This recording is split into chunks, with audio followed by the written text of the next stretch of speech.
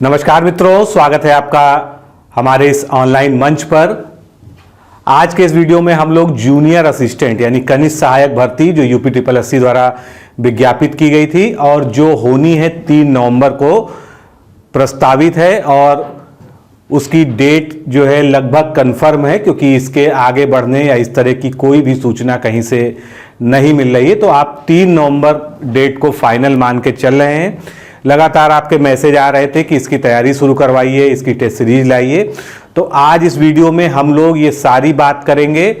वैसे इसकी जो एनालिसिस है, पेपर के एनालिसिस, क्या बुक्स पढ़नी चाहिए, क्या स्ट्रेटजी होनी चाहिए, कौन से जो है आपके फोकस एरिया होने चाहिए, इन सब पर वीडियो मैं पहले ही अपलोड कर चुका हूं। लेकिन कई सारे नए यूजर्स, कई सारे नए साथी अब चैनल से जुड़ चुके हैं और उनके लगातार जो है कमेंट आ रहे हैं। तो आज इस वीडियो में हम लोग एक बार फिर से जो है उन मुद्दों को, उन सारी चीज़ों को विस्तार से देखेंगे। वीडियो लंबा है, लेकिन अगर आप देखेंगे तो आपकी कई सारी क्वेरीज जो है इस एग्ज़ाम को लेके सॉल्व हो जाएंगी। साथ ही मैं एक बात आपको और बता दूं कि यूपीएससी जूनियर असिस्टेंट की तैयारी जिस प्रकार से हम लोगों ने लोअर पीसीएस के लिए की थी, उसी प्रकार से जो है हम लोग इस चैनल पे करेंगे। लेकिन उसके लिए पहली शर्त यह है कि आप लोगों ने, जिन लोगों ने अभी तक लोअर के समय यानी पिछले 2 महीने में जो वीडियो इस चैनल पे अपलोड हुए हैं उनको नहीं देखा है, तो एक एक करके उनको प्लेलिस्ट में जाकर वीडियो सेक्शन में ढूंढ कर देख लीजिए। क्योंकि जो टॉपिक्स हम कवर कर चुके हैं उनको दोबारा नहीं पढ़ाया जाएगा। कुछ नए टॉपिक्स जो इसी एग्जाम के लिए इंपॉर्टेंट लग रहे हैं उनको हम लोग यहाँ पर पढ़ेंगे और हिंदी को भी कवर करेंगे, साथ में सामान्य ज्ञान को भी जो है कवर करेंगे। तो आगे बढ़ने से पहले सबसे पहले जो है मैं टेस्ट सीरीज के बारे में बता देना चाहता हूं कि हमारी टेस्ट सीरीज जो है उसका डेमो वर्जन, डेमो पीडीएफ और डेमो टेस्ट, ये सब जो है डिकोड एग्जाम के एंड्रॉयड ऐप पर अपलोड कर दिया गया है। इसलिए सबसे पहले आपको जो काम करना है वो ये है कि डिकोड एग्जाम का ऐप इंस्टॉल करिए, उसमें साइन अप करके अपना लॉगिन करिए। उसके बाद जो है आपको जूनियर असिस्टेंट का टेस्ट मिल जाएगा टेस्ट टैब के अंदर, और वहां पर जाके सबसे पहले डेमो पीडीएफ को डाउनलोड कर दीजिए। अभी मैं यहां पर आपको डेमो पीडीएफ दिखाऊंगा भी। और सबसे पहले ब्रीफ में हम बात करते हैं कि हमारी टेस्ट सीरीज जो हमने इसके लिए लॉन्च की है उसकी क्या विशेषताएं हैं, उसका क्या शेड्यूल है, उसमें क्या क्या होगा। तो अगर किसी को टेस्ट सीरीज में इंटरेस्ट ना हो तो वो डेमो टेस्ट जरूर अटेंड करे, डेमो टेस्ट की पीडीएफ फाइल जरूर डाउनलोड कर ले और अच्छे से पढ़े। इसके बाद हम लोग जो है इस पे एनालिसिस पर आएंगे। तो सबसे पहले हम बात करते हैं टेस्ट सीरीज की। चूंकि समय कम है और कम समय में हमने ये निर्णय लिया है, आप लोग के बहुत ज़्यादा रिक्वेस्ट पर, ये ऐसी पहली टेस्ट सीरीज है जिसको हम लोग ड्रॉप कर चुके थे और कोई इरादा नहीं था कि हम इसके लिए टेस्ट सीरीज लाएंगे। लेकिन आप लोग के जो है लोअर का एग्ज़ाम ख़त्म होने के बाद इतने ज़्यादा मैसेज आने शुरू हुए कि हम लोगों ने इसको बहुत शीघ्रता से जो है इस पर काम किया और आज जो है हम डेमो टेस्ट सीरीज को लॉन्च कर रहे हैं। तो ये टेस्ट जो है आज से ही शुरू है, क्योंकि डेमो टेस्ट आपको डिकोड एग्जाम के ऐप में अपलोड मिल जाएगा, वहीं पर उसकी पीडीएफ भी अपलोड है, उसको वहां से डाउनलोड कर लीजिए। किसी को असुविधा हो तो इस वीडियो के डिस्क्रिप्शन बॉक्स में भी जो है उसका लिंक दिया गया है, आप वहां से गूगल ड्राइव के लिंक को फॉलो करके डेमो टेस्ट की पीडीएफ को डाउनलोड कर सकते हैं। अब इसमें जो मुख्य विशेषताएं हैं वो क्या हैं, हमने इसमें 10 फुल टेस्ट रखे हैं। ये 10 full test including demo test, और ये 10 फुल टेस्ट जो इसका नया सिलेबस है, जो 130 क्वेश्चन वाला पैटर्न है उस पर बेस्ड है। उसी तरह से जो है माइनस मार्किंग आपको मिलेगी और हर प्रश्न की व्याख्यात्मक हल वाली पीडीएफ, जिस प्रकार से हम पिछले टेस्ट सीरीजों में करते आए हैं, सेम उसी पैटर्न को फॉलो करते हुए, जिससे आप क्वेश्चन की प्रैक्टिस तो करें ही करें, साथ में जो है आपको प्रॉपर नोट्स मिल सके इस टेस्ट सीरीज के अंदर, जिससे आप पढ़ के इस एग्जाम को टारगेट कर सकें। जो लोग पहले से जुड़े हुए हैं वो जानते हैं कि यूपीएससी के लगभग सभी एग्जाम में जो है हमारा सक्सेस रेट 60 से 65% का हमेशा रहा है। वीडियो के एग्जाम में लगभग 22 सिलेक्शन जो है हमारे चैनल से और टेस्ट सीरीज के माध्यम से हुए हैं। और लोअर में हमें पूरी आशा है कि कम से कम 100 लोग जो है मेंस जो है देंगे, जो चैनल और टेस्ट सीरीज से जुड़े हुए हैं, क्योंकि जिन्होंने भी अपने मार्क्स शेयर किए हैं उनको जो है हम लोगों ने रिकॉर्ड किया है। तो ये 10 फुल टेस्ट होंगे। इसके अलावा इनमें करंट अफेयर्स का कंटेंट तो होगा ही, लेकिन करंट अफेयर्स बहुत महत्वपूर्ण है दोस्तों।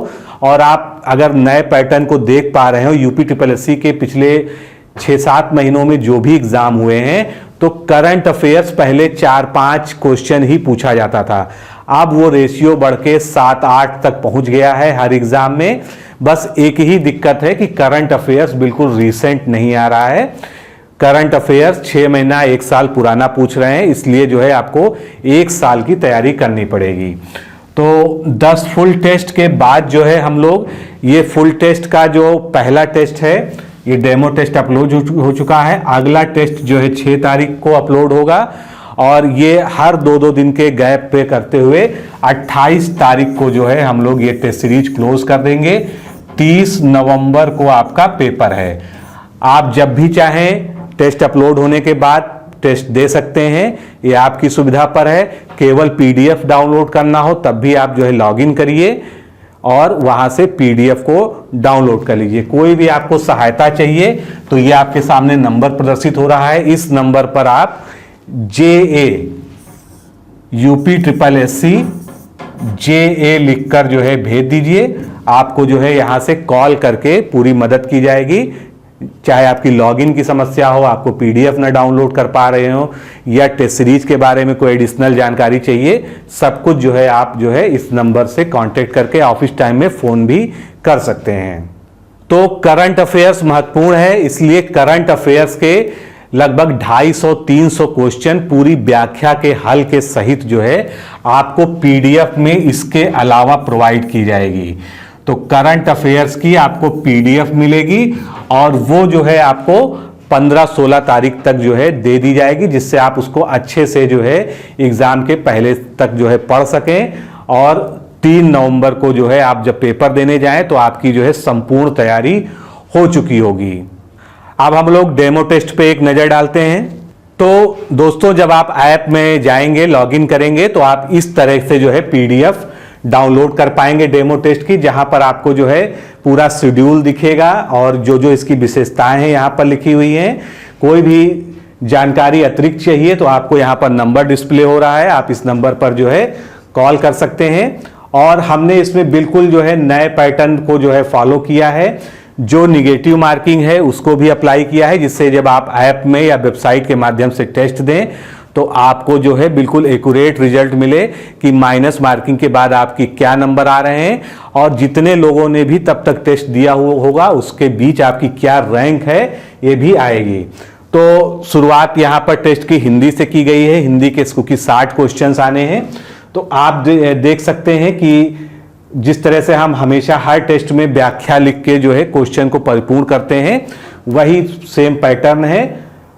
हर क्वेश्चन और उससे संबंधित जो महत्वपूर्ण व्याख्या है उसको जो है इसमें समाहित किया गया है, जिससे कंटेंट आपका संपूर्ण हो सके। क्वेश्चन आंसर के फॉर्मेट में आपको जो है एक ऑथेंटिक नोट्स उपलब्ध कराया जा सके, क्योंकि अभी जो लोअर का एग्जाम हुआ है उसमें हम हमेशा कहते हैं कि हमारी टेस्ट सीरीज से डायरेक्ट क्वेश्चन नहीं आएगा, इस तरह का हम कोई भी दावा नहीं करते, लेकिन उसके कंटेंट से 60 से 70% तक जो है क्वेश्चंस इनडायरेक्टली डायरेक्टली देखने को मिले। तो इस तरह से क्वेश्चंस होंगे, एक क्वेश्चन उसके 4 विकल्प, उत्तर उसका सही दिया होगा, साथ में जो है कौन सा विकल्प सही है और क्यों सही है इसके बारे में, और उससे रिलेटेड फैक्ट, जैसे अंगिका किस राज्य की बोली है तो हमने बता दिया कि ये बिहार राज्य की बोली है। उसके बाद जितनी भी हिंदी की उपभाषाएं और बोलियां हैं, तो क्या उपभाषाएं हैं, कौन कौन सी बोलियां हैं, उसके मुख्य क्षेत्र, क्योंकि क्वेश्चन जरूरी नहीं है कि अंगिका के बारे में ही आए। क्वेश्चन पश्चिमी हिंदी, पूर्वी हिंदी, बिहारी, मैथिली किसी से भी आ सकता है अगर बोली से प्रश्न उठता है। तो इस दशा में आपको जो है ये व्याख्या बहुत हेल्प करेगी। तो आपने डेमो टेस्ट की पीडीएफ भी देख ली है, खुद भी उसको पढ़ लीजिए, अच्छे से पढ़ के समझ लीजिए। ज्वाइन करने की अंतिम तिथि 12 तारीख है। आप 12 तारीख तक निर्णय ले सकते हैं, लेकिन अब आपके पास समय नहीं है। जो भी आपको डिसीजन लेना है वो आप जितनी जल्दी लेंगे उतना अच्छा है, क्योंकि एक एक टेस्ट में की पीडीएफ में 50 से 60 पन्ने आपको पढ़ना होगा डिस्क्रिप्शन के साथ में। इसलिए जो जितनी जल्दी एडमिशन ले लेगा वो उतना जो है फायदे में रहेगा। फायदे का मतलब ये है कि वो पूरे कंटेंट को अच्छे से पढ़ के और एग्जाम के पहले तक एक बार रिवाइज भी कर पाएगा। साथ ही में करंट अफेयर्स भी आपको प्रोवाइड किया जाएगा, और वो जो है 15 तारीख के आसपास जो है आपको डायरेक्टली जो है प्रोवाइड करा दिया जाएगा, ऐप में ही अपलोड कर दिया जाएगा, साथ में आपके व्हाट्सएप नंबर पर भी दे दिया जाएगा। अब हम चलते हैं एनालिसिस के पार्ट की तरफ जो है। तो ये विज्ञप्ति थी जिसके अनुसार जो है कुल कितने पोस्टें हैं, 1403 पद हैं। 1403 पदों के सापेक्ष जो है जो आवेदन प्राप्त हुए हैं कितने हैं, 5.36 लाख, यानी आप मोटे तौर पे कह लें कि 5.5 लाख आवेदन लगभग हुए हैं। और इस हिसाब से जो है 395 पर पोस्ट का आंकड़ा बैठता है आवेदन का और उपलब्ध पदों का। तो ये जानकारी जो है हिंदुस्तान न्यूज़पेपर में निकली थी, इससे पहले भी जो है हमने इसको डिस्कस किया था। शैक्षिक योग्यता के बारे में आप जानते हैं, फॉर्म आप भरी चुके हैं, इसमें कोई बहुत विशेष बात नहीं है। टाइपिंग के लिए मैंने तब भी कहा था कि जो लोग फॉर्म भर रहे हैं वो टाइपिंग की प्रैक्टिस स्टार्ट कर दें। कम से कम 1 घंटा 1.5 घंटा उनके घर के आसपास कोई इंस्टीट्यूट हो या घर में आपके पास लैपटॉप हो, कंप्यूटर हो, तो आप जो है उस पर प्रैक्टिस करते रहें। जहाँ तक फॉन्ट की बात है तो आप जिस फॉन्ट पे चाहें, चाहे वो मंगल पे चाहे कृतदेव पे, सभी फॉन्ट पे आप हिंदी की टाइपिंग कर सकते हैं। और इंग्लिश के लिए तो कोई फॉन्ट की उस तरह विशेष रिक्वायरमेंट होती नहीं, इंग्लिश सभी पे एक ही तरह की होती है। और हिंदी में जो है आपको 25 शब्द प्रति मिनट की स्पीड जो है मिनिमम निकालनी होगी, अंग्रेजी में 30 शब्द प्रति मिनट। और ये जो है टाइपिंग टेस्ट जो है क्वालिफाइंग नेचर का होता है, इसके बारे में जो है हम आगे और डिस्कस करते हैं। कुछ लोगों ने सवाल किया था नॉर्मलाइजेशन के बारे में, तो चूंकि 5.5 लाख फॉर्म है, अगर यूपीट्रिपलएससी चाहेगा तो इसको एक ही पाली में संपन्न करा सकता है या एक दिन में 2 पाली में। तो अगर एक दिन में 2 पाली में परीक्षा होती है उस स्थिति में जरूर नॉर्मलाइजेशन होगा, क्योंकि जहां भी एक से अधिक पाली में एग्जाम होगा वहां पर नॉर्मलाइजेशन होगा। दूसरी चीज, ऑनलाइन ऑफलाइन दोनों ही चीजों का विकल्प यहां पर लिखा हुआ है कि ऑनलाइन भी हो सकता है, ऑफलाइन भी हो सकता है एग्जाम, लेकिन ऑफलाइन होना जो ही तय है लगभग जो है। अब हम अपने मुख्य भाग पे आते हैं जो नया सिलेबस है, और इस सिलेबस को आपको अगले 1 महीने के अंदर किस तरह से पूरा कंप्लीट करना है पढ़ के। तो सबसे पहला भाग जो सबसे महत्वपूर्ण है, जिसको हम की टू सक्सेस कह सकते हैं जूनियर असिस्टेंट एग्जाम की, वो है हिंदी परिज्ञान एवं लेखन योग्यता। इसमें 60 प्रश्न आएंगे, हर प्रश्न आधे नंबर का होगा, इस तरह से 30 नंबर का हो जाएगा ये। उसके बाद भाग 2, ये सब एक ही पेपर में है, केवल भाग जो है बताने के लिए लिखा हुआ है। सामान्य बुद्धि परीक्षण यानी रीजनिंग, इसमें रीजनिंग आती है जिस तरह से यूपीट्रिपलएससी में टिपिकल रीजनिंग आती है, बस उसका स्तर जो है हल्का होता है, बहुत ज्यादा टफ क्वेश्चन विगत वर्षों में नहीं देखे गए हैं। तो इसमें 30 प्रश्न होंगे। सामान्य जानकारी यानी जीके, तो जैसा कि इसका नाम ही सामान्य जानकारी है जीके, तो ये बहुत ही एवरेज टाइप का जो है जीके यानी जनरल नॉलेज इसमें पूछा जाता है। बहुत टफ क्वेश्चन नहीं देखने को मिलते हैं, लेकिन हाँ यूपीट्रिपलएससी जिस तरह से हर पेपर में 3-4 क्वेश्चन ऐसे डालता है जो कुछ अनोखे होते हैं और आपको लगता है कि हमने कभी इसके बारे में नहीं पढ़ा है, तो उस पैटर्न को बीट करना सभी के लिए एक चैलेंज है। तो 40 प्रश्न इससे आने हैं, इस तरह से 130 प्रश्न कुल हो जाएंगे। और पहले जो एग्जाम होता था तब 80 प्रश्न होते थे। निगेटिव मार्किंग यहां पर है और 1/4 की है जो यूपीट्रिपलएससी का नया पैटर्न है। तो 4 प्रश्न गलत करने पर आपके एक सही प्रश्न के अंक कट जाएंगे, ये इसका सीधा सा मतलब हुआ। अब हम इसके सिलेबस पे चर्चा करते हैं। तो देखिए, आप सिलेबस आपने खुद देखा होगा और आप मेरे पीछे भी देख पा रहे हैं। तो सिलेबस में कहीं भी किसी टॉपिक को नहीं लिखा गया है। इसकी वजह क्या है? क्योंकि ये बहुत ही जनरल पेपर होता है, लेकिन जनरल पेपर होने का मतलब ये नहीं है कि जो है आपके लिए बहुत आसान होगा। आपको पढ़ना उतना ही पड़ेगा जिस तरह से आपने लोअर की तैयारी की है, उसी तरह से इसके रिवीजन में लग जाइए। तो हिंदी परिज्ञान एवं लेखन योग्यता में लिखा है, यह प्रश्न पत्र माध्यमिक शिक्षा परिषद के हाई स्कूल परीक्षा का स्तर का होगा। यानी अगर आप कहें कि रस छंद अलंकार नहीं आएगा तो ऐसा नहीं है, हाई स्कूल में सब कुछ होता है। यानी हिंदी का कोई भी टॉपिक इसके परव्यू में आ जाएगा, सारे ही टॉपिक इसमें समाहित हैं। ये जरूर है कि रस छंद अलंकार लगातार हर पेपर में नहीं पूछे गए हैं, लेकिन मैं अभी आपको जो है इसका जो ब्रेकअप दिखाऊंगा क्वेश्चंस का, उसमें आप देख पाएंगे कि कब कब कितने कितने क्वेश्चन पूछे गए हैं। फिर सामान्य बुद्धि परीक्षण यानी रीजनिंग की बात करें तो रीजनिंग का भी कोई विशेष सिलेबस यहाँ पर नहीं दिया गया है जिस तरह से और सभी एग्जाम्स में दिया जाता है। तो रीजनिंग में आपको पूरी रीजनिंग पढ़नी है। एसएससी लेवल की जो है जो रीजनिंग होती है 10+2 वाली, लगभग उस तरह का पैटर्न होता है इसका। तो आप जिस भी तरह से जिस भी किताब से प्रैक्टिस करते आए हैं उस तरह से करते रहिए। एक चीज यहाँ पर विशेष रूप से जरूर मैं मेंशन करना चाहूंगा, जो फिगर वाले क्वेश्चन होते हैं जिसमें ऑड वन को या जो है पैटर्न को छांटना होता है, उस तरह के क्वेश्चंस जो है विगत वर्षों में जूनियर असिस्टेंट में लगातार बढ़े हैं। तो आकृति, कटिंग, पेपर और फोल्डिंग, ये सब जो है पासे वाले क्वेश्चन, ये सब जो है इसमें पूछे जा रहे हैं। सामान्य जानकारी में बिल्कुल सामान्य तरीके से ही लिखा गया है कि हमारे आसपास के वातावरण यानी एनवायरनमेंट और जो सामाजिक चीजें हैं उनसे जुड़े हुए जो है अनुभव पे आधारित प्रश्न आएंगे, जिनकी अपेक्षा एक सामान्य शिक्षित व्यक्ति से की जा सकती है। तो इसका मतलब यह है कि क्वेश्चंस का स्तर बहुत ज्यादा टफ जीके में नहीं होगा, बस उसमें जो है सब कुछ पूछा जा सकता है, कुछ भी स्पेसिफाइड इसीलिए टॉपिक को नहीं किया गया है। अब यहां पर स्पष्ट रूप से लिखा है कि जो टंकण परीक्षा है, द्वितीय चरण की बात करें, वो प्रथम चरण था, वो कंप्यूटर या लैपटॉप पर ही होगा और ये आहरकारी प्रकृति का होगा। क्वालिफाइंग, तो आप क्वालिफाइंग का अर्थ समझते हैं दोस्तों। क्वालिफाइंग का मतलब ये होता है कि आपको जो मिनिमम स्पीड रिक्वायर्ड है उसको पास करना है, उतने को ही क्वालिफाई करना है। अगर आप जो 25 शब्द प्रति मिनट और 30 शब्द प्रति मिनट हिंदी और अंग्रेजी की क्रमशः रिक्वायरमेंट है, अगर आप उसको बीट कर ले जाते हैं तो आप जो है परीक्षा पास कर जाते हैं। उसका अंक जो है यहाँ पर विशेष रूप से नहीं जुड़ेगा। अंक किसका जुड़ेगा? आपके एकेडमिक का। तो एकेडमिक का ये पहले भी उसमें आया था, लेकिन इसमें एक चीज जो नई आई है बाद में, वो है स्नातक की, जो पिछले पेपरों में भी थी।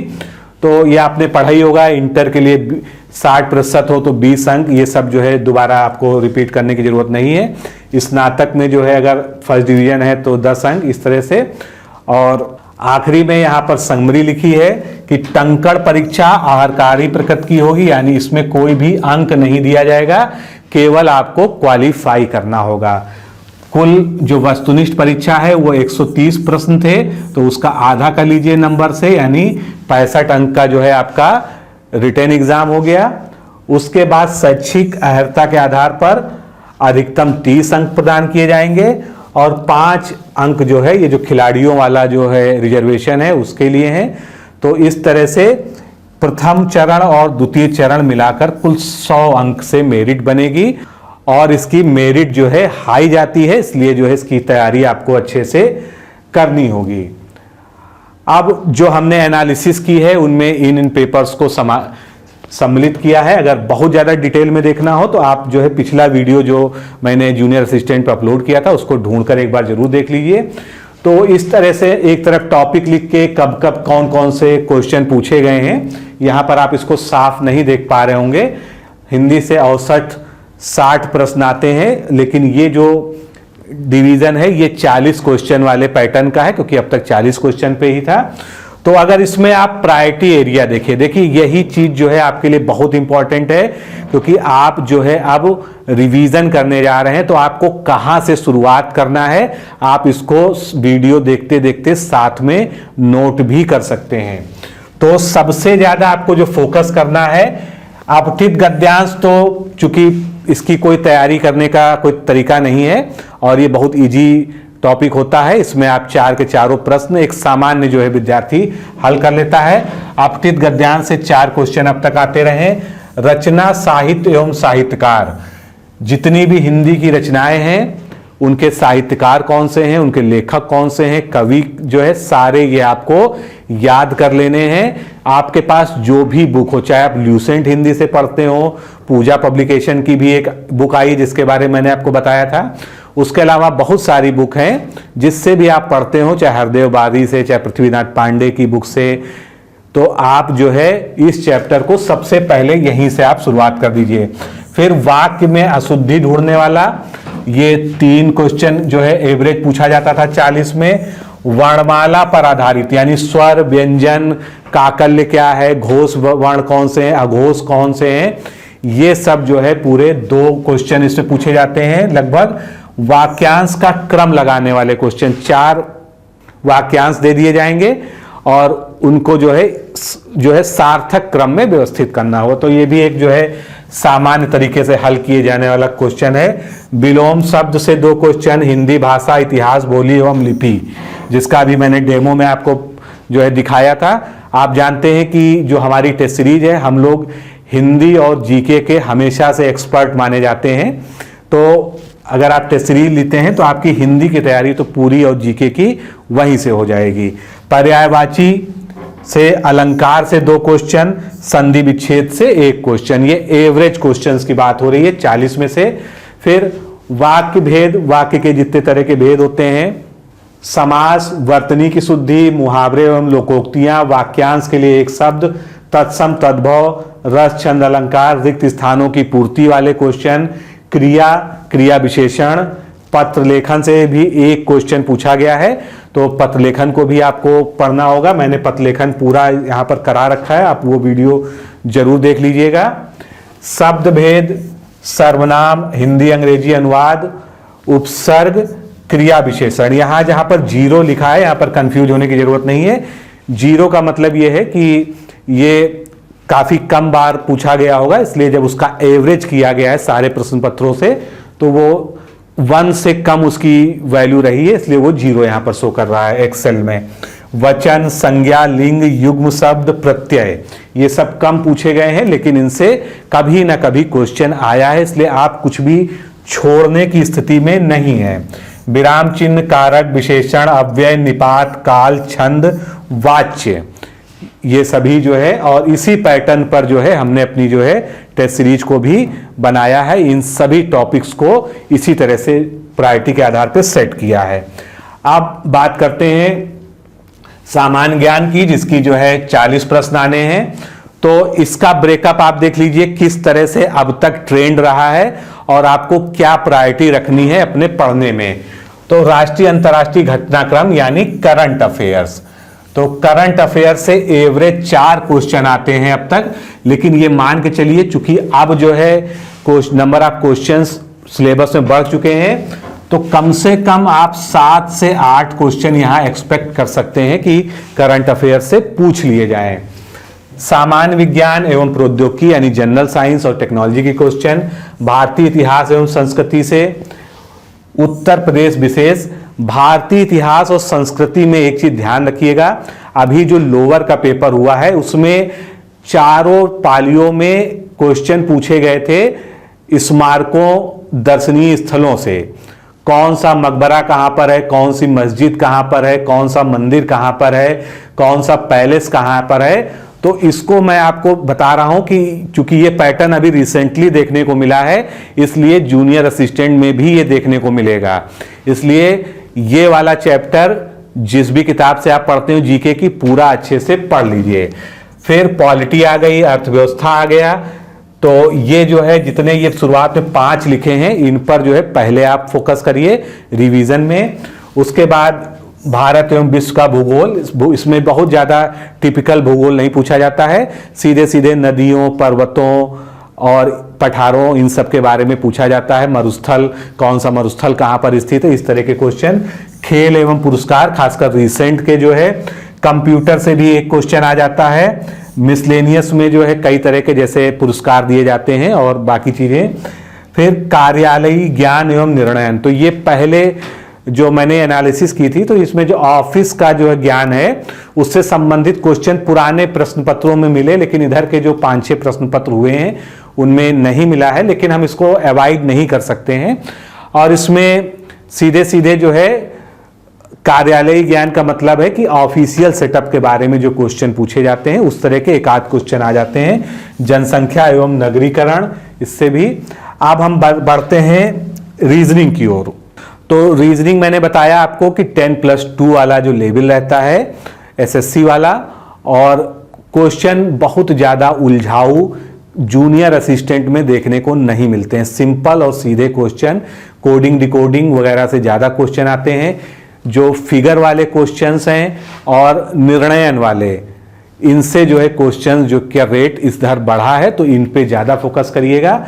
बाकी ये प्रायोरिटी लिखी है एनालॉगी टेस्ट यानी सादृश्यता परीक्षण, ब्लड रिलेशन से क्वेश्चन, क्लासिफिकेशन वाले, डायरेक्शन एंड डिस्टेंस दिशा और दूरी वाले क्वेश्चन, श्रृंखला का परीक्षण सीरीज का टेस्ट जो है जिसमें अल्फाबेट और नंबर दोनों आ जाएगा, coding decoding, decision making and logic based questions, order arrangement यानी क्रम व्यवस्था, उस तरह के क्वेश्चन जैसे बैठने की व्यवस्था होती है कि ए बी के बगल में बैठा है, बी सी के बगल में बैठा है, तो किसके सामने कौन बैठा है, इस तरह के क्वेश्चन, और वर्णमाला का भी परीक्षण वाला और विविध। तो इस तरह से कहें कि रीजनिंग का कोई स्पेसिफाइड सिलेबस नहीं है, लेकिन जो ये मैंने टॉपिक्स लिखे हैं ये ज़्यादा पूछे गए हैं, इसलिए जो है आप इनको अच्छे से पढ़िए। तो दोस्तों, आप जो कुछ जानना चाहते थे मैंने सब कुछ बताने का इसमें प्रयास किया है। और बुक्स की जहां तक बात है, तो जो पिछला वीडियो जो है एनालिसिस पर जो है बताया था, उसमें बुक्स के बारे में बताया था, लेकिन इसमें बहुत स्पेसिफिक बुक्स की आपको ज़रूरत नहीं है। हिंदी के लिए मैंने बुक्स के नाम आपको बताए ही, इसी तरह से जीके में भी जो है जिन भी बुक्स से आप पढ़ते हैं उन बुक्स से पढ़िए। अब रिवीजन का समय है, क्योंकि अगर आप देखें तो उल्टी गिनती शुरू हो चुकी है। अब आपके पास 1 महीने से भी कम का समय है। और डेमो टेस्ट को जरूर अटेम्प्ट करिए, पीडीएफ को डाउनलोड करिए। अगर आपको हमारी क्वालिटी और जो है कंटेंट टेस्ट का अच्छा लगता है, क्योंकि वो टेस्ट तो नाम मात्र का है, वो अपने आप में पूरी की पूरी जो है एक नोट्स है, और ऐसा कंप्लीट नोट्स है जो जूनियर असिस्टेंट के जितने भी इंपॉर्टेंट टॉपिक्स हैं सिलेबस में सबको 100% कवर करने के हिसाब से बनाया गया है। तो जूनियर असिस्टेंट के स्पेशल वीडियोस के साथ में हम आगे फिर बात करेंगे। आज के लिए इतना ही। नमस्कार, धन्यवाद।